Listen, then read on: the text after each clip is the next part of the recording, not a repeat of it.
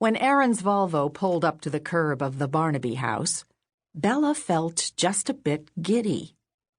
She'd met Aaron Waterhouse in December, right after she'd returned home to Dragonfly Lake to help her mother, and the connection had been instantaneous and electric. Aaron was handsome, sweet, sexy, and smart. He was the first man she'd ever wanted to marry. While Bella was growing up, her own family had been happy. Noisy and messy, but happy. And Bella wanted one like that for herself. Lots of children, toys on the floor, flour on the kitchen counter while she taught her son or daughter to make popovers. So much fun for children. A husband who would come home from work with a smile on his face to toss his children into the air, and who could make her melt at the sight of him, the way she was melting now. She could have all that with Aaron. He had just gotten his master's in architecture. He was putting out feelers for jobs and was sure to get a good one. He was so bright, so reliable. He wanted children. He was in love with her. She was in love with him, and the vision of their life together was enticing. But there was one enormous problem. Aaron had been invited to interview for a job in San Francisco. San Francisco excited Aaron. Bella didn't want to leave Massachusetts. She'd left already, plenty of times. She'd seen foreign places. She'd traveled to Paris, to Italy, to Amsterdam. She'd lived in Utah and in Texas. Now she wanted to get started with her own real life. She wanted to live here, near Dragonfly Lake, a world she knew and cherished. It wasn't just the landscape and the closeness of her family. It was more than that. It was as if she were falling in love with a new vision of herself, as if, at 27, a mist were evaporating from a mirror, allowing her true image to show clear. It was early June.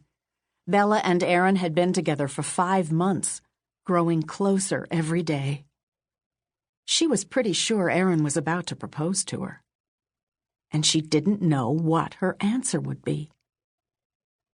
"Belle," her older brother Ben stuck his head into the living room.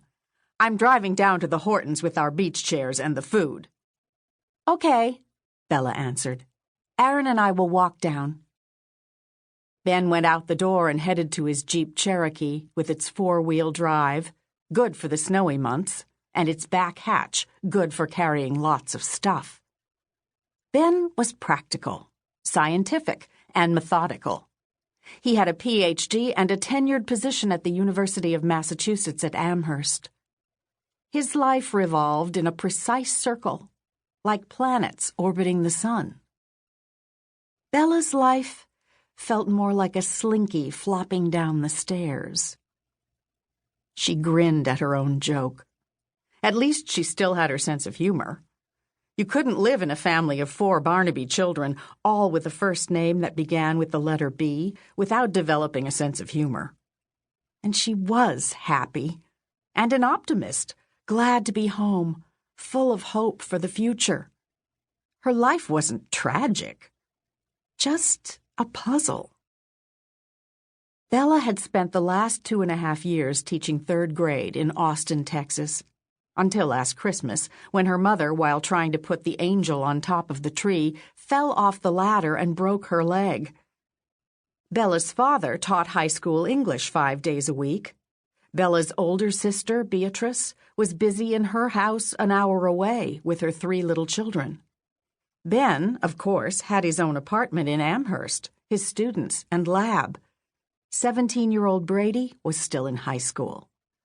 So Bella abbreviated her contract, left Austin after the first semester, and flew home to take over her mother's shop and help around the house. She was surprised to discover she didn't miss teaching. She was exhilarated to be back home, which for her was not just the comfortable house she'd grown up in on a lake surrounded by woodland, but the entire region, where forests and farmlands stretched like a vast Eden on either side of the wide Connecticut River. This area boasted 5 of the best colleges in the world, drawing students and faculty from all over the planet. As a child, she'd hiked with her family up Mount Hadley and Mount Tom, and canoed on the Connecticut River. She'd visited Emily Dickinson's house several times, and heard Billy Collins speak when he was the country's poet laureate. She'd contemplated modern sculpture at the art museums, and she'd witnessed a 4-point stag, branched with heavy antlers, step over their lawn and down to the lake to drink in the early morning light. She loved this area, her family, their house. And that was part of the problem. Perhaps she loved them too much.